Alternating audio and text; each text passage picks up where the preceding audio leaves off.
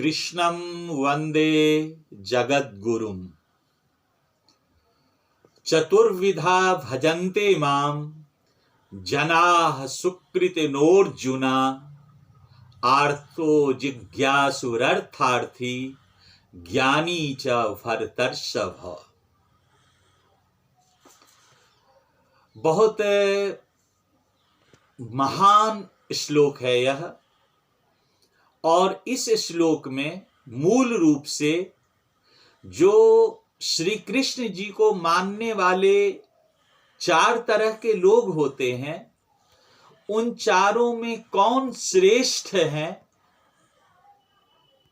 इस बात की चर्चा इस श्लोक से आरंभ होकर के इसके आगे दो श्लोकों में श्री कृष्ण जी ने की है।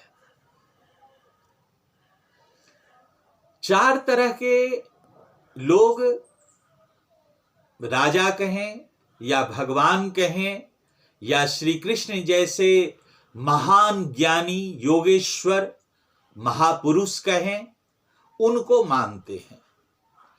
उसमें श्री कृष्ण जी कह रहे हैं कि एक तो वे लोग होते हैं जो किसी कष्ट में पड़े होते हैं, और कष्ट में परे होने के कारण, किसी कष्ट में होने के कारण, दुख में होने के कारण श्री कृष्ण जी को याद करते हैं, श्री कृष्ण जी को मानते हैं कि हे भगवान, हे श्री कृष्ण जी, मेरे दुख को हर लीजिए, मुझे मेरा कष्ट हर लीजिए, इत्यादि इत्यादि। तो एक हो गया आर्त। दूसरे लोग वे होते हैं जो श्री कृष्ण जी को वास्तविक रूप में जानना चाहते हैं कि आखिर श्री कृष्ण जी हैं क्या। तो श्री कृष्ण जी कह रहे हैं कि ऐसे जो लोग हैं, ऐसे भी मेरे भक्त हैं जो मुझे जानने का प्रयत्न करते हैं। तीसरा, श्री कृष्ण जी से धन की इच्छा रखने वाले। एक राजा है, तो राजा है क्योंकि भगवान तो किसी को अपनी तरफ से धन नहीं देते, यह बात तो श्री कृष्ण जी 5वें अध्याय में कह चुके हैं। लेकिन एक राजा होने के नाते, धनवान होने के नाते, जो उनसे धन की इच्छा उस समय रखते थे, लेकिन आज भी बहुत सारे भक्त लोग ऐसे हैं जो भगवान श्री कृष्ण जी की या किसी भी भगवान की पूजा इसलिए करते हैं कि इस माध्यम से वे धनवान हो जाएंगे। तो श्री कृष्ण जी कह रहे हैं कि एक ऐसा भी वर्ग है, लोगों का ऐसा भी समूह है जो मुझसे, चाहे उन दिनों की बात हो या चाहे आज हम ले लें कि मंदिरों में जाकर के भगवान से प्रार्थना करते हैं कि हे भगवान, मुझे धन मिल जाए, संपत्ति मिल जाए, ये सब मिल जाए। तो ये तीन तरह के भक्त हुए। अब चौथे भक्त को चौथा जो भक्त है, उस भक्त को श्री कृष्ण जी कहते हैं जो ज्ञानी है और ज्ञान के रूप में मुझे समझना, जानना चाहता है कि ज्ञान क्या है, नॉलेज क्या है। अब आप देखिए, अगर हम मान लें कि भगवान की पूजा पाठ करना ही ज्ञान है, बुद्धि है, तो श्री कृष्ण जी जो पहला और दूसरा भक्त कहा, भक्त की परिभाषा श्री कृष्ण जी ने कही, आर्त, दुख में पड़े हुए, वो भी ईश्वर की पूजा पाठ करते हैं। और जिज्ञासु, श्री कृष्ण जी को चाहने वाले, जानने वाले भी भगवान की, श्री कृष्ण जी की पूजा पाठ करते हैं। अर्थार्थी लोग भी पूजा पाठ करते हैं। लेकिन ज्ञानी को इन तीनों श्रेणी से श्री कृष्ण जी ने अलग करके कहा कि चौथा जो भी मेरा भक्त है वो ज्ञानी है। फिर श्री कृष्ण जी कह रहे हैं, इसके बाद का ही ये श्लोक है कि वस्तुतः इन चारों में श्रेष्ठ कौन है। क्या जो दुख में पड़े होने के कारण श्री कृष्ण जी को याद किया वो श्रेष्ठ है, या जो उनको जानने का प्रयत्न करता है वो श्रेष्ठ है, या जो श्री कृष्ण जी से रुपये, पैसे, धन इत्यादि, सोना चांदी चाहता है वो श्रेष्ठ है, या श्री कृष्ण जी को वास्तविक ज्ञान के रूप में जो जानना चाहता है वो श्रेष्ठ है। तो श्री कृष्ण जी कहते हैं कि ये चारों अच्छे हैं, लेकिन जो मुझे ज्ञान के रूप में मानता है वो मेरा सर्वश्रेष्ठ भक्त है। श्री कृष्ण जी यहां तक कह जाते हैं कि ज्ञानी त्वात्मैव मे मतम, मेरे अनुसार जो ज्ञानी है वो तो मेरा ही स्वरूप है। अब प्रश्न उठता है कि ज्ञान, किस ज्ञान की बात कर रहे हैं? संसार में जितने भी कर्तव्य कर्म हैं वो बिना ज्ञान के संभव नहीं है, और उन कर्तव्य कर्मों को उन कर्मों के सिद्धांत के अनुरूप जो करते हैं और किसी भी परिस्थिति में जो विचलित नहीं होते, उस मार्ग से हटते नहीं हैं, कर्म मार्ग में भेदभाव नहीं करते, भाई भतीजावाद को आने नहीं देते और भ्रष्टाचार नहीं करते हैं। चाहे वो डॉक्टर के पद पर बैठे हो, इंजीनियर के पद पर बैठे हो, न्यायाधीश के पद पर बैठे हो, शिक्षक के पद पर बैठे हो, मेहतर का काम करता हो, किसान का काम करता हो, व्यापारी हो, कोई भी हो, जो अपने कर्मों को उसके सिद्धांत के अनुरूप करते हैं, वस्तुतः श्री कृष्ण जी उनको ज्ञानी मानते हैं। और जो परिस्थिति के अनुसार सही और गलत का निर्णय करने में सक्षम होते हैं। परिस्थिति के अनुसार सही और गलत का निर्णय क्या है? मान लीजिए श्री कृष्ण जी ने कहा कि गुरु के लिए तद्विद्धि प्रणिपातेन परिप्रश्नेन सेवया, बहुत ही सेवा भाव से, बहुत ही विनम्रता से गुरु से ज्ञान का ग्रहण करना चाहिए। और ऐसी भी परिस्थिति श्री कृष्ण जी के सामने आ गई कि एक गुरु की हत्या करने के लिए अर्जुन को उपदेश कर रहे हैं।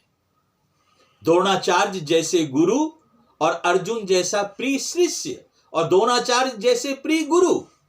तो देखिए परिस्थिति किस तरह से जो गलत कर्म दिखता है उसको सही कर्म में परिभाषित कर रहा है, सही कर्म में दिखा रहा है।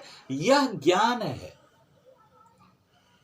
वस्तुतः हमारे देश में क्या है कि ज्ञान मार्ग में आज के दिनों और पिछले कई शताब्दियों से अध्यात्म और जिसको आज हम धर्म कहते हैं वही सबसे बड़ा बाधक बना हुआ है, क्योंकि हम ज्ञान को अध्यात्म और धर्म मानते ही नहीं है। श्री कृष्ण जी ने कहा अध्यात्म क्या है, तो स्वभाव अध्यात्म है। जो आपका व्यवहार है, जो आपका अनुशासन है, वह अध्यात्म है। हमारे यहां पर अध्यात्म में व्यवहार, स्वभाव और अनुशासन का कोई स्थान है ही नहीं। वेद यही बात कहते, वेदों का यही कहना है, उपनिषदों का यही कहना है, इन सब सभी ग्रंथों का यही कहना है कि स्वभाव अध्यात्म है।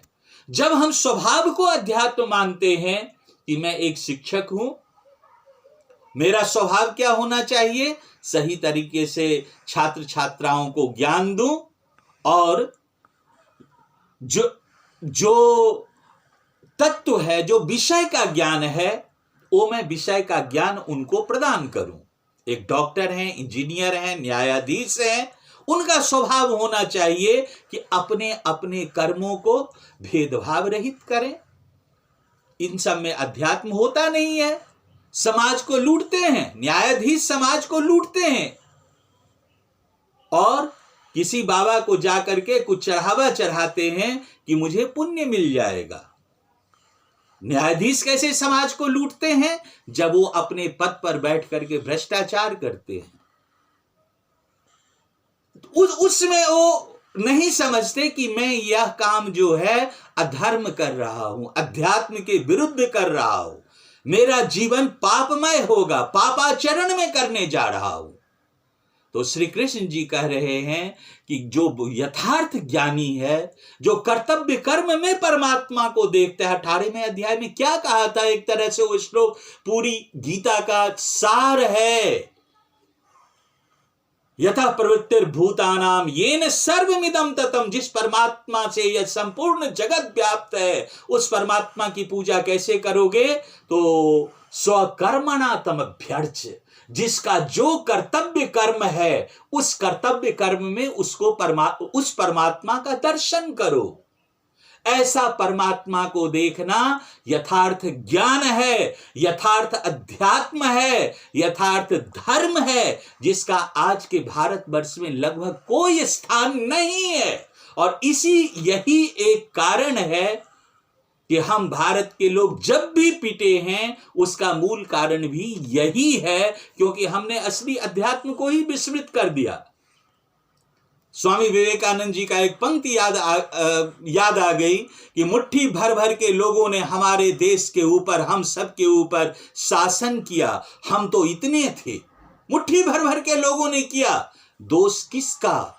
उनका या दोष हमारा? आगे कहते हैं कि बाहर की बीमारी शरीर पर तब तक आक्रमण नहीं कर सकता जब तक हम अपने खान पान रहन सहन से अपने आप को दूषित ना कर लें। तो अगर आक्रमणकारी बाहर की बीमारी थे तो ऐसा क्यों? क्योंकि हमने अध्यात्म को कभी अध्यात्म माना ही नहीं। हमारे सामने, आंखों के सामने सोमनाथ मंदिर में हमने देखा कि हे भगवान आओ बचाओ, हे भगवान आओ बचाओ, लाखों भक्त पुकारते रह गए, सबका सिर काट करके रख दिया गया। वही श्री कृष्ण जी की प्रेरणा, युद्धाय कृत निश्चय, शक्तिवान बनो, अपने अंदर अपना जो मस्तिष्क है उसको पहचानो, शरीर को हृष्ट पुष्ट मजबूत रखो, और कोई दुष्ट अगर तुम्हारी तरफ आंखें उठा करके देखता है तो उनकी आंखें निकाल लो। ये तो श्री कृष्ण जी की प्रेरणा है। हतो वा लभते स्वर्गम जित्वा वा भोक्ष्यते भुवम तस्मादुत्तिष्ठ कौन्तेय युद्धाय कृत निश्चय। तो ये प्रेरणा कहां चली गई? ये सब प्रेरणा वहां चली गई जहां पर हम सब भारत के लोगों ने अध्यात्म की परिभाषा को ही धूमिल कर दिया। हमारे देश का नाम, हमारे देश को कहा जाता है कि भारत एक धर्म प्रधान देश है। 99.99% लोग धर्म शब्द का तो अर्थ तक नहीं जानते कि धर्म किसे कहते हैं। तो देखिए, भगवान श्री कृष्ण कह रहे हैं जहां ज्ञान की प्रमुखता हो, ज्ञान की अधिकता हो, वहां पर समझो वो मेरा ही स्वरूप है, वो मैं ही हूं। यानी जो ओ है वो मैं हूं, और जो मैं हूं वो ओ है। ज्ञानी त्वात्मैव मे मतम। तो आप सभी को इस श्लोक की व्याख्या का समापन करते हुए आप सबसे यही प्रार्थना है कि कर्तव्य कर्मों में ज्ञान को महत्व देना आरंभ कीजिए, तब हम यथार्थ रूप में मर्यादा पुरुषोत्तम श्री रामचंद्र जी का और योगेश्वर श्री कृष्ण चंद्र जी का अनुयायी होते हैं। और अगर हम ऐसा नहीं करते तो हमारी पूजा पाठ, मंदिर, ये सब सारे चीज सब एक दिखावा, ढकोसला बन करके रह जाता है, और हम यथार्थ जीवन से, यथार्थ पुण्य के मार्ग से बहुत पीछे होते हैं, यथार्थ अध्यात्म से पीछे होते हैं, यथार्थ धर्म से पीछे होते हैं। ये बात मैं नहीं कह रहा, ये बात श्री कृष्ण जी कह रहे हैं, क्योंकि ये बातें गीता में श्री कृष्ण जी द्वारा कही गई है।